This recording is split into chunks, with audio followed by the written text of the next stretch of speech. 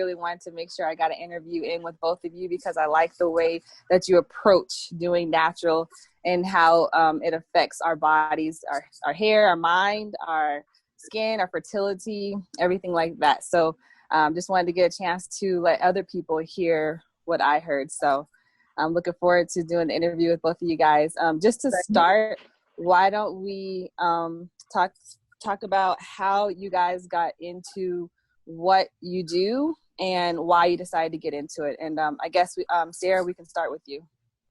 Okay. Well, I became a birth doula and a fertility coach / doula because of my own issues that I had with secondary infertility, fibroids, ovarian cysts, breast cysts, and hormonal imbalances.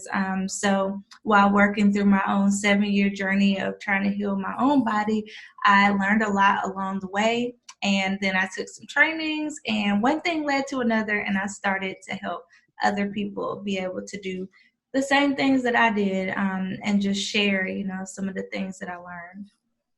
Awesome. And so what do you do exactly for women? Well, I support women from preconception. So if you're getting ready to get pregnant and you want to make sure that your body is, prepared for a pregnancy, or if you've been having issues getting pregnant. So I kind of help them either or with that. And then I support them through the pregnancy and, of course, during birth because birth doula was like my first love. And then I also help people postpartum with breastfeeding because I'm a lactation educator. So I kind of help with the full spectrum of things when it comes to women's health. That's awesome. It's got to be really rewarding to be able to do something like that. That's great. Thank you. Okay. And Shay, what about you? What do you do and how did you get into it? Well, kind of like a similar story to Sierra's. Mine started out of my own need, like going natural. So like in my book, I tell a little bit about my story and how I started and how kind of getting a relaxer, technical word, was kind of a rite of passage, going into high school and being really excited to get it. And once I got it, realizing it was just like a whole lot more than I anticipated. And of course, then I missed my natural hair and then realized belatedly, after the fact that you can't just snap your fingers and your hair comes back. So that became like a whole period of me, discovering how to care for my hair, how to be confident with myself. And at some point, I became passionate about it and I wanted to learn more. And then a little further down the road, I heard a voice that said, quit school and do hair. And so that's what I did. Of course, not quite that simply, but, it took me through a few growing changes. But yes, I ended up following that voice and here I am. Of course, along the way, I went back to cosmetology school. I got certified, and then I take a lot of other continuing education classes as well, so that I would have the proper techniques to help my clients, and also the theory behind it, and also the practical skills to help. Right. Yeah, that's really important to make sure you do have that education to back you up with everything. And at your salon, do you just do natural hair or what do you do? Yeah, that's all I do. From the get-go, all I ever did was natural, and all I've ever wanted to do has been natural. So I would say when I first started, I used to do like a lot of extensions. I did all the braids, I did all the weaves, I did all the extension twists. I did a lot more extension styles like 20 years ago. Within the last 13 years or so, I transitioned more to locks, especially after I had my daughter. Like my schedule got more limited. And so I had to kind of keep it or transition to services that would allow me to have that work-life balance between taking care of my child, being a good mom, and also giving my best to my clients. So now I still do some extensions. I do like kinky twists. I will do some, protective styles, but things that are like super duper long. Like I used to do like a lot of micro braids and a lot of tree braids and, a lot of all of those braided styles. I've kind of like transitioned away from that. Yeah. But I refer to some really good people. So yeah. Yeah. Well, that balance is really important, to have that work-life balance and everything. So that's awesome. Yeah.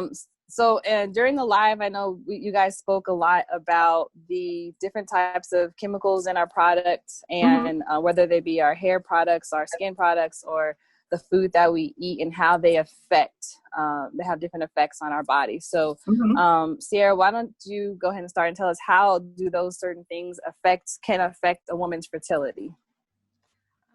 So when you are eating a standard American diet, for one, you start at a deficit anyway, because our soil is depleted, just because of the things that the farmers do to the soil. So even if you eat a highly vegetarian or a vegan diet, you're still getting food that's not as nutritious as what it would have been, 50 years ago. Because they keep on planting in the same spots and they're not rotating things like they're supposed to. So again, everything is deficient. The animals are deficient because, everything's been sprayed. The plants are deficient because the ground is being overworked and overused and it's not supposed to be. So even if you eat fairly healthy, you're starting from a deficit, but it's a little bit better to eat healthy, because if you eat a standard American diet, that means you're eating dairy products, which can cause hormonal imbalances, and insulin resistance issues and all sorts of other problems within the body, which then leads to things like PCOS, fibroids, endometriosis, breast cysts. Sometimes people say that it could be linked to breast cancer as well. So when we're talking about womb health, if you eat dairy and you're eating conventional meats, things that aren't organic or grass-fed, and y'all have to excuse me, my neighbor just decided to cut his grass. If you're eating things that aren't grass-fed and, they're not organic, then you're getting extra hormones on top of this deficit that you already have. So now we're having gut issues, which leads to even more problems in the body. And it creates the perfect storm for people to be infertile, for them to have a lot of inflammation in the body. So when we have things like unexplained infertility, that is some hidden inflammation somewhere in your reproductive system, whether you're male or female, that just can't be found through these tests that people are doing. And usually if a person were to change their diet, then that tends to go away and it tends to get a lot better. So when you're eating fried foods and a lot of dairy products and you're not eating fruits and vegetables, you don't drink water, you would be surprised at how many grown-ups I see that don't eat fruits and vegetables and never drink water. So here we are with these people walking around infertile, they're sick, they're dealing with all of these issues, and then they come to me and need help. And I'm like, first of all, let's fix what you're eating. We can't do anything. Right. We can't do anything until we look at what you're eating and what you're doing. But our standard diet is just awful. Yeah. And I can relate a lot to that because I have endometriosis, and it wasn't until I started changing my diet that it got a lot better. Still not 100%, but at least I would say like 80% better than what it was before. And like what you're speaking about, dairy and then the non-organic meat products, that can also cause a lot of skin issues. People will have allergic reaction to the dairy, and they'll have really bad acne, dry skin, and not know what's going on. But it's because they're putting in something that their body is rejecting. And you said something about unexplained fertility. So you mean basically if there's no like endometriosis, PCOS, or anything else, then Yeah. Yeah. So sometimes couples will go through fertility testing and the doctor will test everything. We're talking blood work. They'll go and do the HCG testing or HSG. I always mix those up, where they look at your tubes and they put the dye in there to see if they're open and everything's fine. They will look at, go in and do laparoscopic surgery to see if you have endometriosis or some type of fibroid. They can't find anything. They've done ultrasounds. They'll test the partner's semen, and then they're just like, well, I don't know why you're not getting pregnant. And a lot of times that is due to some type of underlying inflammation that's in your body that they just haven't been able to see. So there's still a problem, but because they only test you for certain things and they don't look at things holistically, they miss what might be happening. So if the person then starts to eat more slow carbs instead of eating those, those things like white potatoes and white rice and, those simple carbs, when they start taking those things out of their diets and they start getting rid of that meat that's filled with all that processed, chemicals and just all the crap that they add to it. And they get rid of a lot of the other things that could be causing issues with them, like gluten, because wheat is sometimes a huge factor in a lot of issues. Then the people just get pregnant naturally and the doctor's like, I don't know what happened. So, unexplained infertility is usually due to underlying inflammation for both people. And they're going in that balance again, going to the doctor, because laparoscopic surgery is pretty much the only way to identify endometriosis. So it's good to go get that checked, but then also the natural way, getting, to the root cause of things at the end of the day, both are important. So what about you, Shay? What do you notice as far as like things in our skincare products or hair products that we hear a lot about the parabens and all that kind of stuff. How does that affect our hair growth or other type of skin or hair issues we might have? Well, as far as like that, some hair products have like hormone disruptors called phytolates, which are like formulated in the product and they mimic estrogen. Also in certain relaxers, they have bromide derivatives, which are also immune disruptors and endocrine disruptors as well. Because I said before, if you look at like chemistry, like there's a thing called a periodic table. Certain elements that share the same properties are all in the same column. And so iodine, chlorine, bromides are kind of all in the same column. They're called halides. And so one of the essential ones our body has to have is iodine. Well, bromide shares the same halide properties. And if your body is deficient on that, it will substitute it with something else in that column. So like if you use a lot of bleach products, if your hair using, relaxers, you're spraying things from your fire extinguisher, those have bromides in them. And wherever your body's deficient, it'll substitute something else. So, you might just do a little over here, a little over here, but then it has a cumulative effect. And like Sierra said, if you're already deficient, then it causes even further imbalance. And I wanted to kind of piggyback on something else she says. A lot of times the issue also with the meats that are not organic or grown grass-fed meat, there has to be like an ideal balance in the body between omega-3s and 6s. So if you have too much omega-6, it tends to cause like a imbalance and it leads to inflammation. So the cows that are raised on grass and have a natural diet have a natural balance of omega-3s to omega-6. It's called conjugated linoleic acid, CLAs. And so when they ingest that, their meat is actually healthier. The ones that are grown conventionally in the silos, they're fed grain, which is not a natural part of their diet.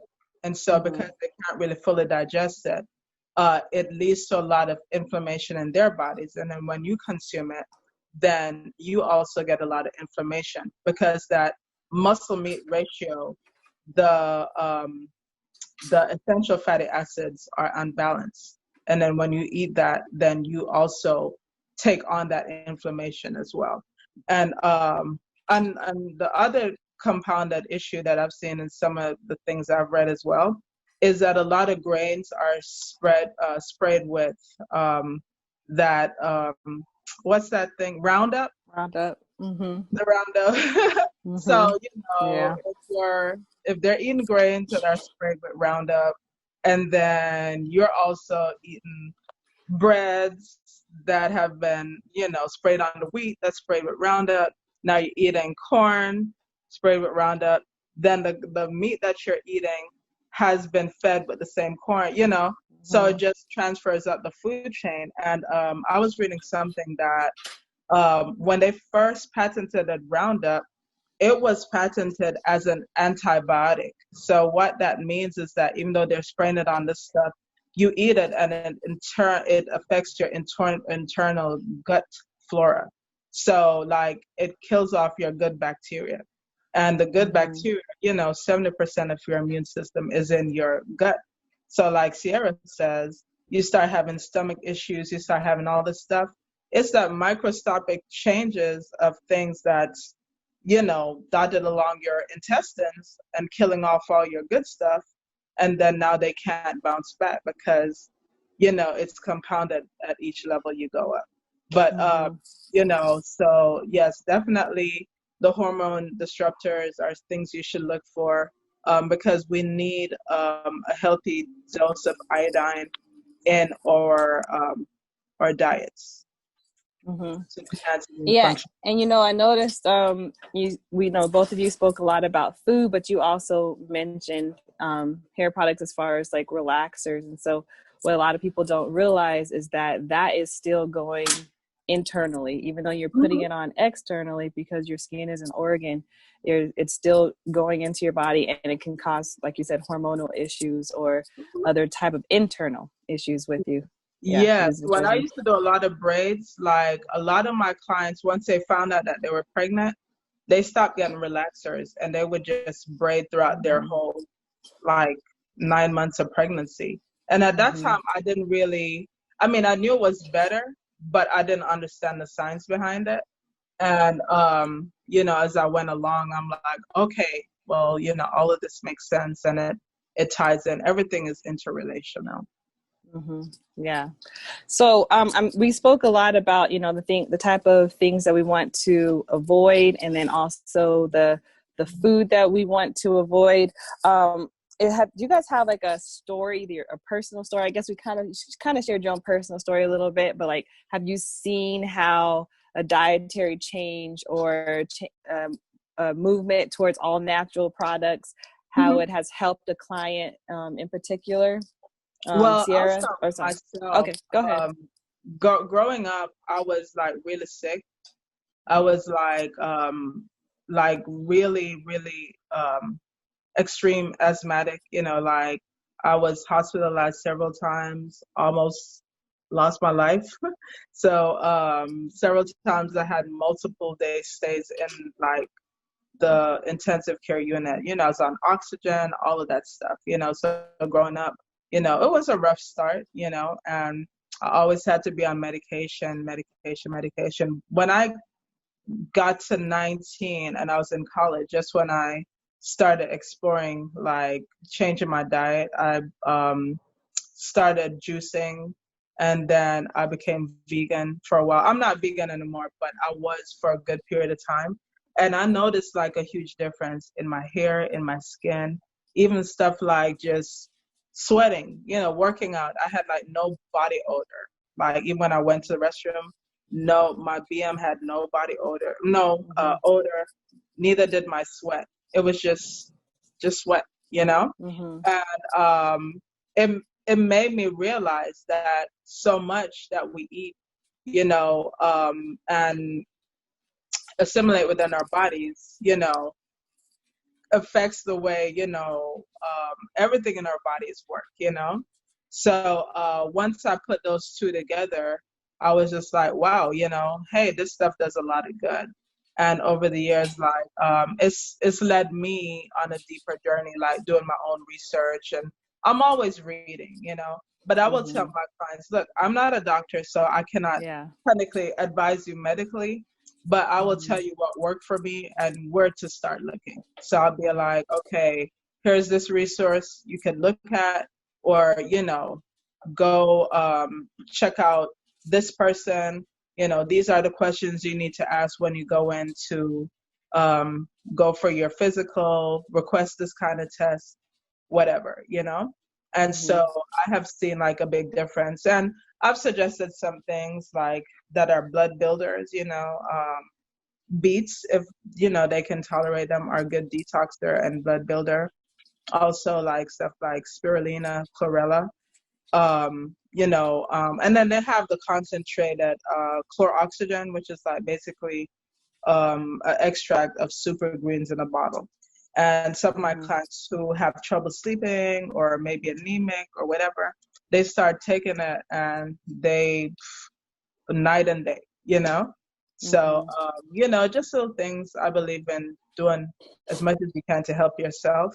And I tell them about my story and what's helped me, and then a lot of times it kind of spurs them on that path to be like, oh, let me check this out, or let me check that out. And I'm like, listen, I'm gaining nothing from this, because I'm not trying to sell them something. I'm just letting them know what's worked for me. And hey, if it moves you, you could look into it as well. Yeah, every little bit that we can do is worth it, right? What about you, Sierra? Is there any type of dietary, well, I guess any type of change you've seen in a client that you've had that Yes, of course. So I had one client that actually started working with me about 30 days ago, and she said, oh my gosh, my periods are terrible. They just are awful, and I feel horrible. And we started looking at her diet, and first of all, I realized, number one, she wasn't eating enough. So she was only eating like once a day. She wasn't having any snacks. She wasn't drinking water like she needed to. She said, oh, yeah, I drink water. And I'm like, but how much? Oh, I'll have a bottle or two a day. That's it. No, we need more. Do you eat vegetables? Yeah, I eat vegetables all the time, but you only eat 1 meal a day. So we're not getting enough nutrients into your body. So just with little tweaks, because she's very, very busy. She's a coach herself, so she has like meetings back to back every day. So I had to help her make her schedule and kind of slide more greens into her body by doing smoothies, telling her about some healthier snack choices that she can make, and having her drink more water and exercise to get, those toxins out. And then I'm also an herbalist, so I sent her some teas, and she did her liver cleansing, and she just basically worked with me for 30 days, and now things are a lot better. She said she had a whole lot less pain, she had way more energy, and she just felt a lot better. And I also got 2 clients that just conceived this month because they made some little tweaks into what they were doing. So wow. It works. Awesome. And a lot of them have been trying to fix these issues for years. The one with her cycle, she's in her 40s now, and she's been dealing with this for, over 30 years at this point. So, wow, that's so awesome. So Did she works. Did she have a specific disease, or she was having a lot of pain associated with her cycle? So that's the thing. I'm honestly having her go get herself checked because she hasn't been to the doctor in a while. And I was like, you need to go. You need to figure out if there's some type of underlying issue, so that then you can really tackle it and know exactly what you're doing, because we can make your cycles better. But if there's something else going on, then you need to have that balance Yeah, and seek exactly. medical attention, because I'm not a doctor and you need to know what's going on with your body. So Yeah. we're still waiting to figure out exactly what's going on with her, because I do think it's something a little bit deeper. Excellent. That's awesome. Those are both, really encouraging stories to see how those tweaks, like, as you mentioned, just to go a little more natural as far as products, but also dietary wise can make huge differences. Small changes make huge differences. So just before we go, what is one piece of advice that each one of you would like to share to encourage other people that are on their health journey or struggling with fertility issues or hair breakage, damage, anything like that? Shay? My advice is start slowly, but be consistent. You could do a little at a time, and,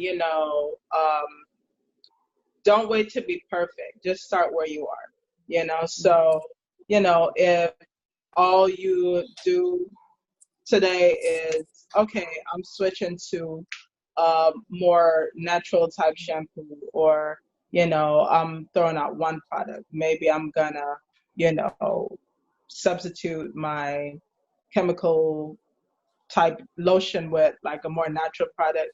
You could just start with one product, and so a lot of times people wait till they feel like everything is lined up just so perfectly, but there's really no perfect time. You just have to start where you are and be consistent, and eventually the journey of 1,000 miles, it begins with one step. You will go a little at a time and then realize how far you've come. So I believe in that drip method, the drip effect, just a little, and then slowly, you chip away at everything. So that's what I'd say, just start where you are and make tiny changes, but do them consistently. Yeah, that's really good advice, because when I started my journey, like when I became hardcore about it 3 years ago, it was hard, but now 3 years later, everybody's looking like, oh man, I wish I could be like you. I would, you make it look so easy, but I'm like, but it wasn't, this is 3 years into it, so you just got to start and take the failures with the successes. Exactly. And everybody will look at where you are 3 years now and they're like, oh, I could never do that, because exactly. look at you, you're so great with your this, or you're so great with your that, and oh my gosh, I can never measure up with that. So it's like, no, start it where you are day one, and then eventually they'll get there too. So exactly, that's what I say as well. What about you, Sierra? My advice would always be to know what the issue is, because I think we like to self-diagnose a lot of the times, and a lot of people, especially Black people, I'm just going to say, we shy away from going to a doctor because, when you're dealing with an issue where you're not getting pregnant or you're having some type of hormonal issue, you don't want to go to the doctor, because most times you already know that there's an issue and you don't really want to hear that you have a problem. But it's best to know what you're working with so that you can then go and seek the help that you want. And it may be a holistic approach. Maybe you work with a fertility doctor and you still do things naturally to support what you're doing. It doesn't have to be either or. You can work with the doctor while still changing your diet and still drinking more water and taking supplements and doing all that. So just figure out what's going on before you just jump into doing things. Don't start taking supplements if you don't know what you're doing. You see these people all the time. They're on 17 different supplements, and it's like, what are you doing? So figure out what the issue is. Right. You need to know what you're dealing with. You know yourself that you have endometriosis. But if you just walked around going, oh, I'm just in pain, I'm going to start taking vitamin D, and I'm going to take this and I'm going to take that. And it's like, what are you doing? You can be causing more harm than good, because you might already have enough of some vitamin and you're taking too much of it. So too much of a good thing is still bad. That's why you need to know what you're doing. Exactly. And Just you saying that made me think of a friend of mine. He's dealing with a certain type of leukemia. I can't remember exact type of leukemia, but whatever type of leukemia is, there's only one type of treatment that he can take, and he can't do it for religious reasons. And so they reached out to, holistic measures to kind of help him with his leukemia. But there's continuing to go to the doctor, even though the doctor is basically saying there's not much that they can do. And what I think some people may not realize is that a lot of doctors, if they see you progressing as he is, they'll support that. They really will support that. So there's nothing wrong with working with an MD and then also working with someone that's doing holistic medicine and, communication. And you might not find a doctor, or you might not have a doctor who's okay with that, but then find somebody else, find a doctor that is okay with that, but it's good to work with both just to have, that balance, keyword, that balance. Absolutely. I agree. And even with my clients as well, like, I can steer them in a certain direction, but I always tell them, look, it might look like your hair is doing this because I've seen this pattern before, and to me it indicates this. But like, I'll be like, when's the last time you've been to your doctor? Have you got a panel on this? I always say, get your hormones checked, see what your thyroid numbers are. Make sure that your liver enzymes are on point, because a lot of times if your liver isn't working right and your thyroid isn't working right, actually it's all a big feedback system, and if you have liver issues or there's inflammation there, it can filter the hormones or recirculate them, and you may be high on some and low on the other. So it all adds up together. Yeah. So having a baseline is very, very important. Totally agree with that. Sorry, my phone was dying, so I had to. So I guess just to wrap everything up, if anyone's interested in working with you guys with fertility or going to how can they learn more or reach out and actually work with you? Either one of you guys can go. Okay, well, I'll start. You can find me on Instagram or on Facebook at Sierra the BB Doula. And if you go to my Instagram page and you click on the link in the bio, you can find everything that you need. Yeah. And same here. My salon's name is called Back to Naturel, and it's BACK and then TONATREL. And that's the name on my website as well. My Instagram is at and BTN_salon. And also, if you go to the link in that bio, you'll find a link to my website as well. So if anybody needs to contact me, or they can call me at my salon number, 713-571-1100. Awesome. Well, thank you guys so much for doing the interview with me. I loved it. Yes, it was great. Thank you. Yeah.